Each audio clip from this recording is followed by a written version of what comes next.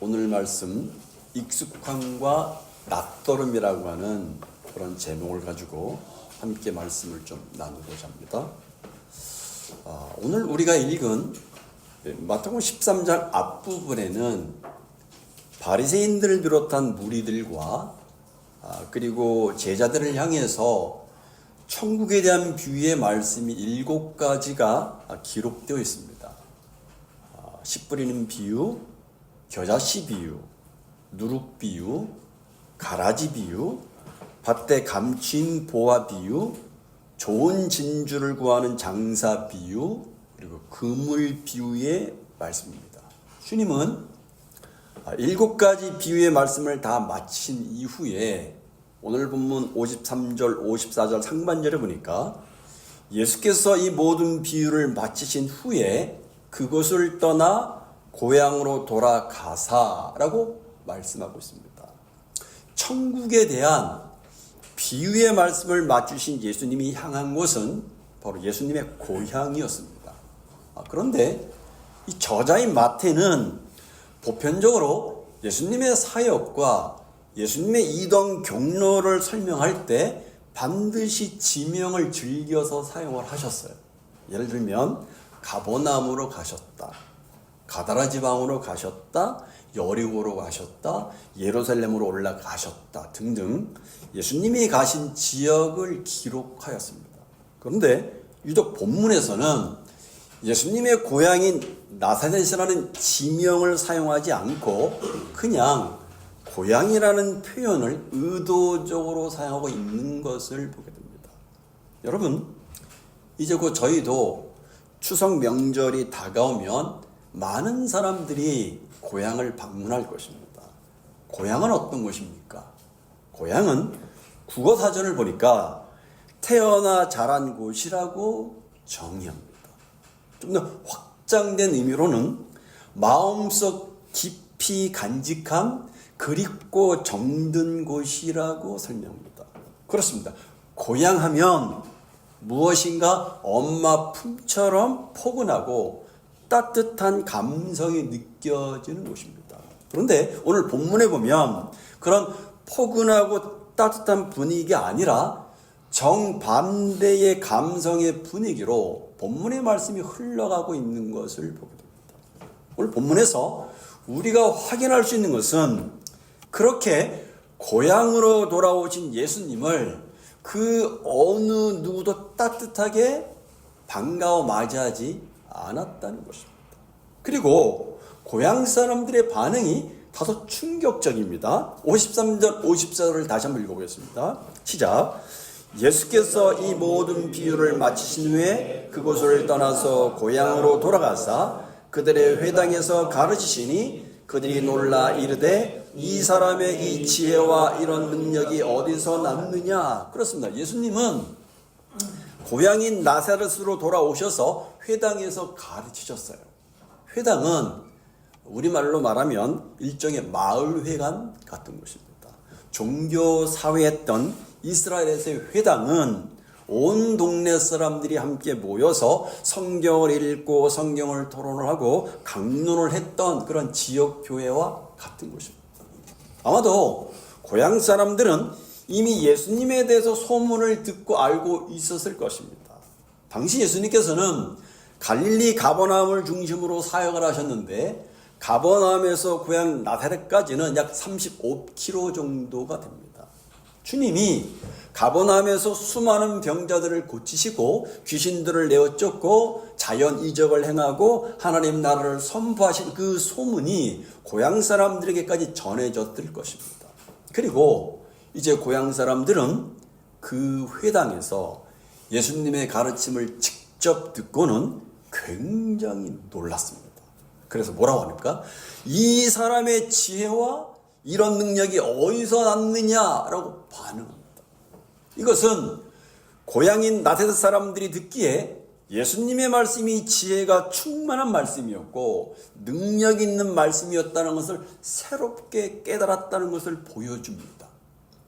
그런데 문제는 예수님의 가르침을 듣고 지혜와 권능이 있음을 새롭게 경험했다고 해서 반드시 믿음이 발생하는 것은 아니라는 것입니다. 나사렛 고향 사람들이 어떻게 반응합니까? 55절 56절을 같이 한번 읽어줍니다. 시작. 이는 그 목수의 아들이 아니냐. 그 어머니는 마리아, 그 형제들은 야고보, 요셉, 시몬, 유다라 하지 않느냐. 그 누이들은 다 우리와 함께 있지 아니하냐. 그런즉 이 사람의 이 모든 것이 어디서 났느냐. 말씀을 자세히 보시면 고향 사람들은 예수님의 말씀에 지혜와 능력이 있다는 것을 분명히 경험했습니다. 그래서 놀랐어요. 분명히 예수님에 대해서 낯설음, 새로움을 직접 느끼고 경험하고 깨달았습니다. 자기들이 어렸을 때부터 익숙하게 알고 있었던 그 예수님이 분명히 아니었어요. 그런데 그들은 주님의 말씀을 듣지 않았습니다. 대신에 무엇을 보고 무엇에 집중했습니까? 자기들이 어렸을 때부터 보았던 익숙한 예수님을 보았어요. 다시 말해서 자기들이 어렸을 때부터 보았던, 그러니까 코 올리게 때부터 보았던 그 예수님을 보았어요.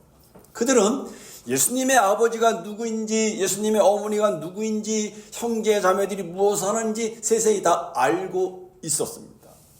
그들에게 이따금씩 들려오는 소문과 소식은 갈릴리 가버나움에서 행하신 가르침과 기적을 통해서 예수님이 메시아요 하나님의 아들이라는 소문이었습니다. 아마 그런 소문을 들었을 때 동네 사람들은 황당하다는 마음을 가지고 있었을 것.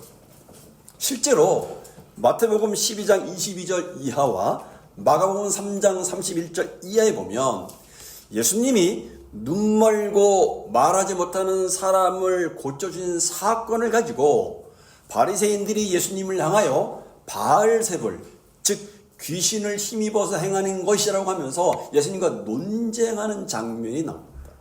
그런데 그 소문을 듣고 예수님의 어머니와 동생들이 예수님이 계시는 예수님으로 이 고향인 나사렛으로 데려가고자 오셨던 그런 사건들이 기록되어 있어요. 그러니까 예수님의 가족들조차도 예수님을 믿지 않았어요. 그런데 마을 회당에서 직접 예수님의 가르침을 받으면서 고향 사람들은 그분의 지혜와 능력에 놀랐습니다. 자기들이 익숙하게 알던 그 예수님이 아니었습니다. 분명히 낯설고 새로운 예수님을 경험하였습니다. 그런데 첫 마디가 무엇입니까? 이 사람은 그 목수의 아들이 아니냐라는 반응이었어요.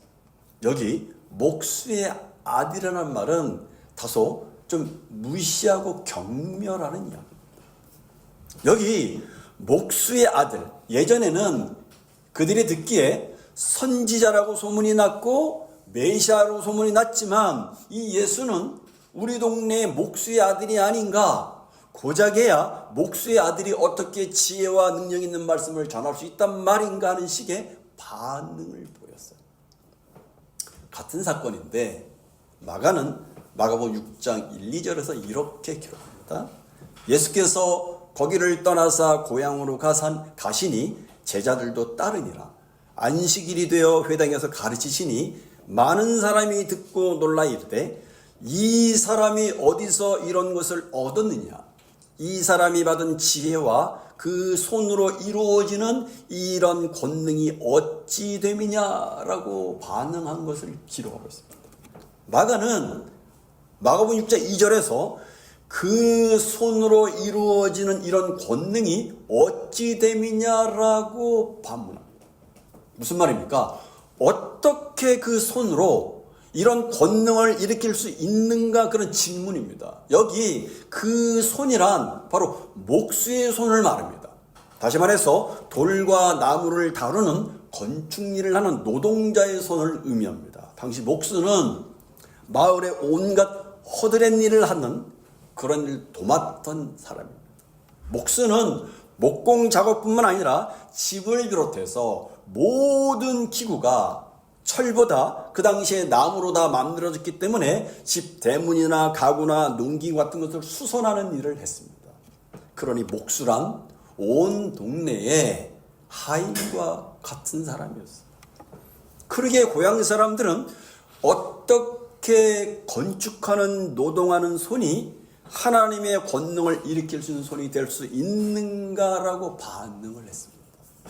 그러니까 예수님을 비하하는 발언을 하는, 한낱 목수의 아들 출신일 뿐인 그러한 환경에서 태어나고 자란 사람에게는 놀라운 지혜와 능력이 나타날 수 없다는 것이 고향 사람들의 생각이었어요. 그래서 어떻게 합니까, 여러분? 57절 상반절에 보니까 예수를 배척한지라. 여기 배척한다는 말의 원어 의미를 보니까 그들이 스스로 걸려 넘어졌다, 감정이 매우 상했다, 적대시했다, 그런 겁니다. 분명히 고향 사람들은 예수님의 말씀에 지혜와 능력이 있다는 것을 경험했습니다. 다시 말하면 예수님에게서 새로운 모습, 낯설은 모습을 분명히 보고 경험했습니다. 그럼에도 불구하고 예수님을 배척한 이유가 무엇입니까? 그들이 스스로 걸려 넘어진 이유가 무엇입니까? 바로 예수님에 관해서 잘 알고 있다는 익숙함이라는 편견이 그들로 하여금 걸려 넘어지게 만들었어요. 그러기에 예수님의 말씀을 그들은 듣지 않았고 예수님을 믿지 않았습니다. 예수님에 대한 익숙함이라는 편견이 그들의 눈을 가리고 귀를 멀게 만들었어요. 여기서 우리는 아주 중요한 교훈을 발견하게 됩니다. 익숙함이라는 편견이 우리를 말씀에서 멀어지게 할 수 있다는 것입니다. 말씀이 익숙함이라는 편견을 지배하는 것이 아니라 익숙함이라는 편견이 말씀을 지배하게 된다는 것입니다. 실제로 여러분, 저와 여러분이 살아가면서 낯설음, 새로움을 경험하지만 대부분 우린 익숙한 것을 선택하며 살아갑니다. 예를 들면 우리의 출퇴근의 모습을 보십시오. 같은 길을 자주 다니다 보면 도로의 차로와 신호등과 횡단보도와 교차로와 그리고 과속 화면의 위치, 이런 도로의 특징을 자연스럽게 익히게 됩니다. 그리고 동일한 목적지까지 가는데 걸리는 시간이 별로 차이가 없는데도 불구하고 다른 길, 다른 경로가 있음에도 불구하고 우리는 거의 항상 같은 길, 같은 경로를 이용합니다. 여러분들이 집에서 지하철을 타고 가는데 거의 똑같은 길을 가고 있습니다. 그렇죠? 운전을 할 때도 마찬가지고 거의 똑같은, 비슷한, 늘 익숙한 길을 갑니다. 그 이유는 뭐냐면 익숙함 때문에. 그런데 우리가 그렇게 익숙함을 선택하는 이유는 우리에게 편안함, 안전함을 가져주기 때문에 그렇죠. 그래서 우리는 안전하다고 믿는 익숙한 길로 다니게 되는 것입니다. 이처럼 우리 인간의 습성은 익숙한 것을 좋아합니다. 마음을 편하게 하는 익숙한 장소가 좋고 익숙한 물건이 좋고 그리고 익숙한 관계의 사람이 좋습니다. 익숙하다는 것은 그만큼 편하다는 것이죠. 그런데 여러분, 익숙해졌을 때 주의해야 할 것이 있습니다. 익숙하다는 것에는 함정이 있습니다. 익숙한 관계, 익숙한 곳, 익숙한 삶에는 긴장감이 없습니다. 갈급함도 없습니다. 그리고 어느새 습관이 되어버리고 문화가 되어버립니다. 그러면 무서운 것이 뭐냐면 이 낯설음, 새로움을 느끼고 경험을 하지만 이내 자신이 알고 있는 익숙한 고정된 시각이나 익숙한 경험으로 되돌아갑니다. 그래서 익숙한 것을 또 선택합니다. 그것은 자녀의 관계도 그렇고 남편과 아내의 관계도 그렇고 교회와 교회 지체들과의 관계도 마찬가지입니다. 서로가 익숙한 시각으로 대하고 바라보게 됩니다. 물론 그 익숙함을 선택하는 또 다른 이유는 편하기 때문만이 아니라 나름대로 뭔가를 해보았지만 안 되더라고 하는 어떤 실패감, 다른 두려움 때문에 익숙함을 선택하는 경우도 굉장히 많죠. 근데 여러분, 정말 더 큰 문제는 하나님과 우리와의 관계가 그렇게 익숙해지는 것입니다. 여러분께 묻겠습니다. 하나님이 우리에게 익숙한 분이 되실 수 있습니까, 여러분? 하나님이 우리에게 익숙한 분이 되실 수 있느냐고. 여기서 익숙하다는 말은 내 생각과 내 기대에 벗어나지 않고 어느 정도 예견이 가능한 것을 말합니다. 과연 하나님이 우리가 어느 정도 예견할 수 있는, 예측할 수 있는 익숙한 분일 수 있냐 이겁니다. 그럴 수 없죠. 절대 그런 분이 아닙니다. 만약에 그렇게 하나님이 나에게 익숙한 분이 된다면 살아가면서 놀랄 일도 없고 살아가면서 기도할 일도 없습니다, 여러분.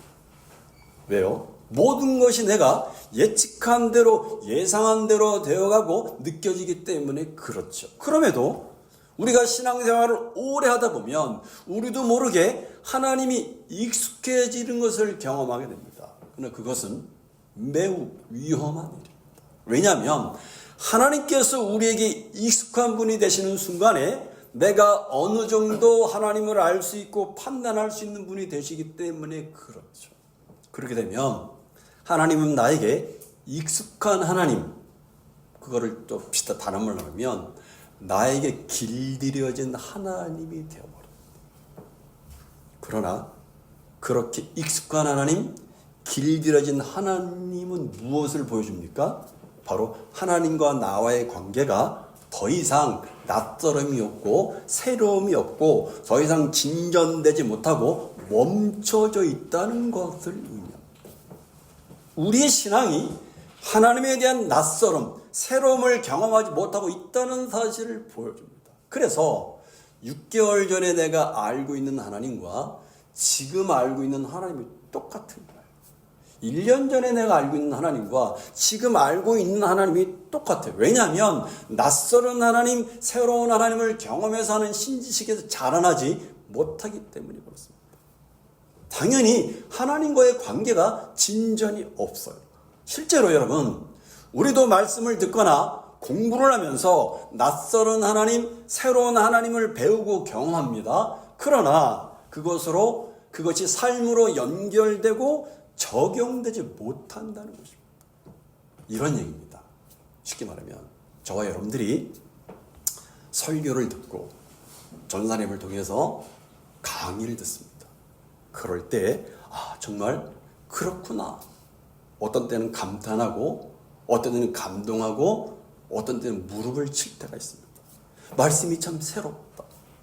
말씀이 신선하다. 그리고 심지어 말씀 자체의 능력 앞에서 어떤 때는 깨달음과 감동을 받고 회개할 수도 있습니다. 낯설음, 새로움을 경험하는 거예요. 말씀을 통해서 경험하는 겁니다. 그러나 교회 문을 나서면 다시금 익숙함의 공간인 가정과 직장과 사회와 세상으로 돌아가게 되면 어떻게 됩니까? 다시 나의 익숙함을 쫓아갑니다. 분명히 말씀을 통해서 강의를 통해서 낯설은 하나님, 새로운 하나님을 경험했지만 내 자신이 알고 있고 경험한 익숙한 하나님을 선택하는 것입니다. 그래서 말씀의 낯설음, 새로움을 경험했지만 집에 가서는 어떻게 합니까? 자신의 익숙한 방식으로 자녀를 대합니다. 익숙한 방식으로 남편과 아내를 대합니다. 그리고 익숙한 방식으로 직장 생활합니다. 그렇게 익숙함이 우리의 생활 방식 전체를 지배하게 되는 거죠. 그러나 여러분, 그렇게 익숙함이 우리의 삶을 지배하고 있는 동안에는 아무런 변화와 아무런 성장이 일어나지 않는다는 거예요. 아무리 내가 새로운 말씀을 듣고 아무리 내가 은혜의 말씀을 들었다 하더라도 집에 돌아가서 교회 문을 나서서 또 내가 익숙한 방식으로 삶을 살게 되면 아무 일도 일어나지 않습니다. 아무런 일이 일어나요. 아무런 변화와 성장이 일어나지 않습니다. 계속 57절을 보면 예수를 배척한지라 예수께서 이르시되 선지자가 자기 고향과 자기 집 외에는 존경을 받지 못했다라고 말씀하십니다. 이것은 예레미야 선지자에 관한 이야기를 하는 건데 그만큼 사람들은 자기 익숙함이라는 편견의 지배를 받는다는 것입니다. 익숙한 것이 진리를 발견하지 못하게 만든다는 거예요. 익숙한 것이 진리를 따르지 못하게 만든다는 것입니다. 그렇습니다. 여러분들이 설교 시간에 말씀을 잘 듣고 잘 받아 적고 잘 깨닫는 것으로 충분하지 않습니다. 말씀을 듣고 자신의 익숙함이라는 편견을 깨트리는 싸움을 치열하게 하지 않으면 아무 일도 일어나지가 않습니다. 실제로 여러분, 우리는 설교를 듣습니다. 매주일 설교를 듣고 수요일날 설교를 듣고 2주에 한 번씩 전도사님들을 통해서 강의를 듣습니다. 그리고 무엇인가 설교를 듣고 강의를 들을 때마다 새로움을 배우고 낯선을 경험하고 깨닫습니다. 그러나 교회 문을 나서는 순간 우리가 우리 자신에게 익숙한 것을 선택하는 경우가 너무나 많지 않습니까? 낯설은 말씀, 새로운 말씀을 뒤로 한 채 우리는 나의 익숙한 방식, 익숙한 경험, 익숙한 가치관을 쫓아갑니다. 그러나 그 익숙함을 선택하는 동안에는 아무런 변화가 일어나지 않는다는 것입니다. 부산에 수영역 교회에 이규현이라는 목사님이 계십니다. 그분이 오래전에 그대 느려도 좋다 이런 책을 쓰셨어요. 굉장히 한 10년 이상 넘었는데 거기에 보면 이런 내용이 있습니다. 이런 내용을 여러분께 잠깐 소개해드립니다. 지겨운 나를 만나고 싶지 않다면 변화를 시도해야 한다.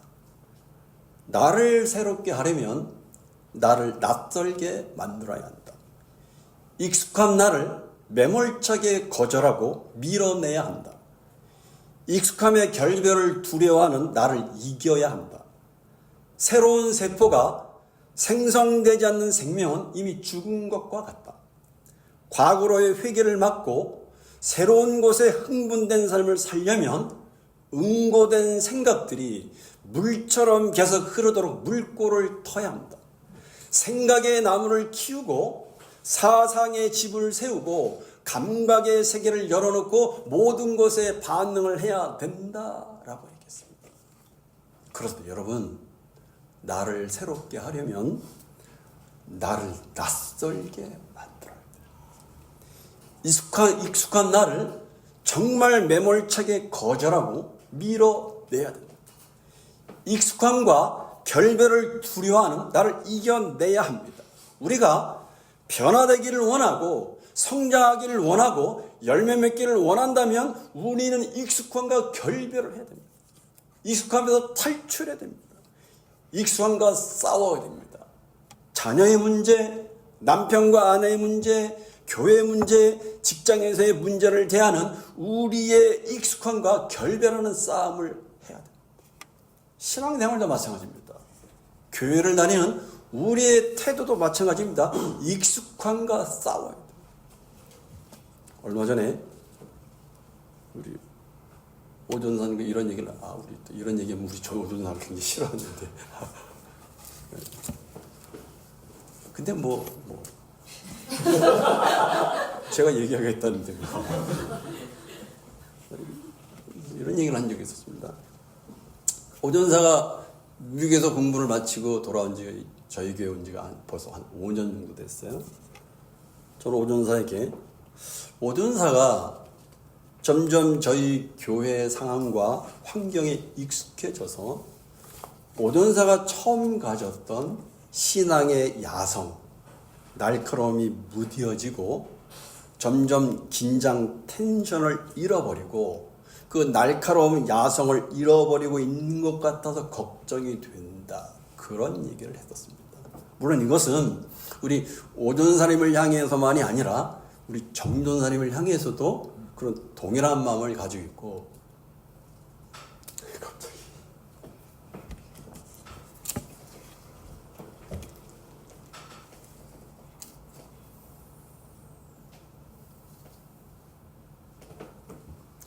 여러분들을 향해서 동일한 마음을 가지고 있습니다.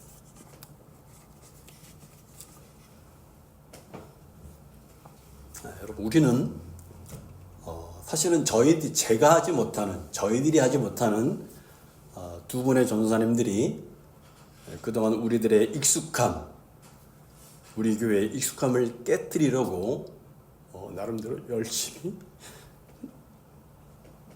노력을 하고 있다는 사실을 우리가 알아야 됩니다.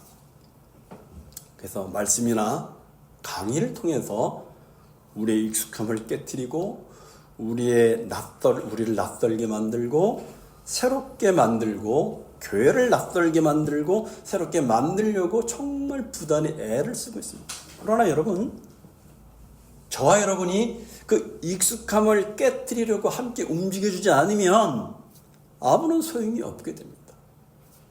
우리에게 이런 시간과 이런 기회가 늘 있을 것처럼 여러분 절대로 착각하지 마세요. 이런 시간과 이런 기회가 늘 준비되어 있는 것이 아닙니다. 그래서 우리는 익숙함을 깨트리는 싸움을 해야 돼요. 가장 먼저 하나님과의 관계에서 익숙함에서 탈출해야 됩니다. 하나님과의 관계가 낯설고 새로워야 됩니다. 교회도 마찬가지입니다. 교회에 대해서 가지고 있는 익숙함을 깨트리고 지체들에 대한 익숙함을 버리고 낯설어져야 됩니다. 자녀에 대한 익숙함, 남편과 아내에 대한 익숙함, 교회와 지체들에 대한 익숙함을 깨트리고 우리가 몸부림을 쳐야 됩니다. 우리의 익숙함들이 낯설은 말씀, 새로운 말씀을 덮어버리는 장애물들이 되지 않도록 우리는 정말 싸워야 됩니다. 마지막으로 58절을 보십시오. 같이 읽어보겠습니다. 시작. 그들이 믿지 않음으로 말미암아 거기서 많은 능력을 행하지 아니하시니. 나사렛 사람들은 주님의 말씀을 들으시면서 지혜와 능력을 경험하면서 낯설음, 새로움을 경험했지만 결국 익숙함을 선택함으로 예수님을 믿지 않았습니다. 놀라운 능력과 지혜를 행하시는 예수님이 아니라 자기들에게 익숙한 예수님을 선택했습니다. 근데 성경은 그러한 모습을 뭐라고 말하면 예수님을 믿지 않는 것이라고 얘기합니다. 그렇습니다. 익숙함을 선택하는 것은 주님과 주님의 말씀을 믿지 않는 불순종입니다. 그러기에 우리는 더 이상 주님의 능력을 경험할 수가 없어요. 아니, 주님이 능력을 행하지 않는다는 거예요. 그 불신앙 가운데 있기 때문에, 믿지 않기 때문에 주님의 능력을 더 이상 행하지 않으신다. 여러분, 익숙함을 선택했다는 것은 중립적인 신앙을 선택했다는 뜻이 아닙니다. 원래 살던 대로 산다는 것은 중립적인 신앙이 아닙니다. 그것은 불신앙입니다. 왜냐하면 신앙은 중립지대가 없습니다. 신앙이거나 불신앙이거나 둘 중에 하나입니다. 말씀을 듣고 도로 익숙함을 선택하고 익숙한 습관적인 행태를 반복하고 있다면 그것은 불신앙이고 그것은 주님을 믿지 않는 것이라고 성경은 말씀합니다. 그렇습니다. 우리가 익숙한 것을 선택하면 그 익숙함이 편할 수는 있겠지만 그 익숙함 안에 있는 죄의 무게에 눌려서 우리는 서서히 죽어갈 수밖에 없습니다. 왜냐하면 우리가 익숙하게 여기는 것은 대부분 자기중심적이고 자기를 위한 것이 대부분이기 때문에 그렇습니다. 그러기에 결코 말씀의 능력, 복음의 능력 그것을 경험하지 못하게 됩니다. 여러분, 우리는 우리와 하나님과의 관계가 익숙한 관계의 상태가 지속되는 것에 관해서 그것이 얼마나 잘못된 신앙인지 불순종의 신앙인지를 직면해야 됩니다. 또 익숙한 교회 분위기와 익숙한 서로의 관계에 대해서 우리는 위기의식을 가져야 됩니다. 하나님과의 관계와 교회 생활이 새로운 분위기, 새로운 관계, 낯설은 분위기, 낯설은 관계 없기 때문에 매너리즘에 빠진 채, 포기한 채 익숙함으로 신앙생활을 하고 있는 우리 모습에 대해서 아픔과 고통과 환멸을 느껴야 돼요. 정말 환멸을 느껴야 돼요. 마치 제대로 숨을 쉴 수가 없어서 산소 마스크를 쓰고 누워있는 중환자처럼 영적으로 우리가 중환자라는 사실을 정말 뼈저리게 느껴져야 됩니다. 그러면 우리는 우리가 익숙하게 붙들고 있는 모든 것들을 다시 점검해야 됩니다. 내가 당연히 받아들였던 생각들, 내가 늘 해왔던 습관들, 내가 익숙함을 선택하는 모든 영역들을 하나님의 말씀 앞에서 일일이 살펴야 됩니다. 말씀의 빛 앞에서 익숙한 불순종의 죄들을 다 태워버려야 됩니다. 왜요? 우리에게 익숙한 그 대부분의 것들이 말씀 앞에서 뒤집어지지 않는다면 우리는 결코 말씀의 능력을 경험하지 못할 것이고 아무 일도 일어나지 않을 것이기 때문에 그렇습니다. 아무런 변화가 없는 채 무기력하게 살 수밖에 없기 때문에 그렇습니다. 그래서 우리는 무언가 그렇게 익숙해져 가는 것에 관해서 정말 두려움을 가져야 됩니다. 더 이상 새로워질 수 없는 것만 같아서 자포자기하는 마음으로 그냥 익숙한 곳에 고정되어 가고 그러다가 결국에는 주저앉아 될까봐 도전하지 않게 될까봐 편한 것만 찾게 될까봐 우리는 두려워해야 돼요. 물론 익숙한 것과 결발하는 데는 늘 고통과 아픔이 따릅니다. 이해관계도 조정을 해야 됩니다. 여러 가지 일들이 굉장히 많이 생깁니다. 불편함이 생기고 스트레스가 생기고 두려움과 직면을 해야 됩니다. 그러나 분명한 사실은 그 익숙함과 당장 결별하지 않으면 우리는 망하게 된다는 것입니다. 결국 망하게 됩니다. 말씀을 맺겠습니다. 여러분, 우리의 삶은 낯설음과 익숙함이 늘 교차. 낯설은 시간이 지나면 익숙함으로 변해갑니다.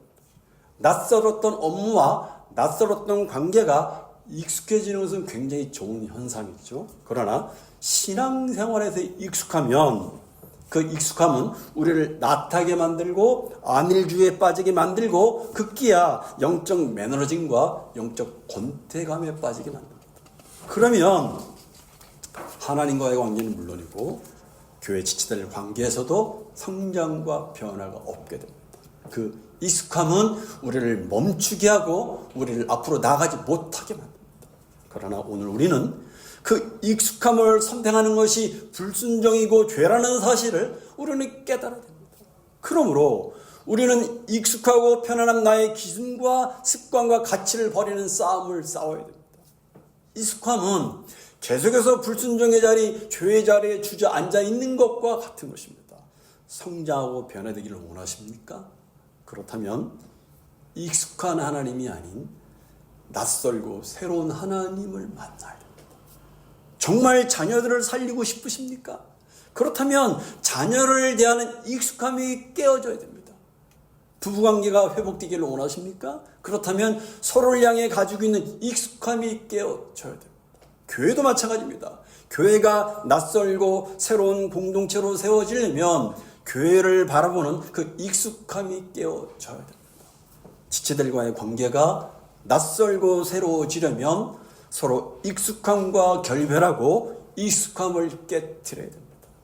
우리의 응고된 익숙한 생각들, 익숙한 고정된 시각들, 갇혀있는 감정들, 그리고 익숙한 습관들을 깨트리는 싸움을 해서 고여있고 막혀있는 말씀이 계속 흐르도록 물꼬가 터져야 됩니다.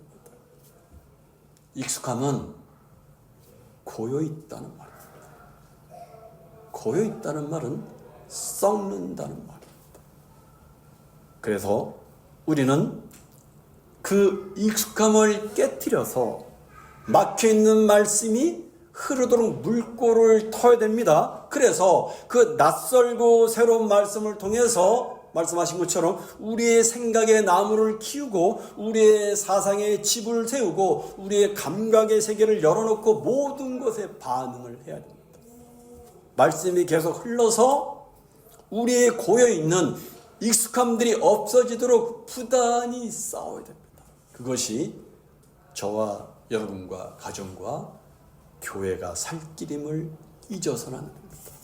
주님의 은혜와 지혜를 구하시면서 익숙함을 깨트리는 싸움을 시작하시기 바랍니다. 기도하시겠습니다.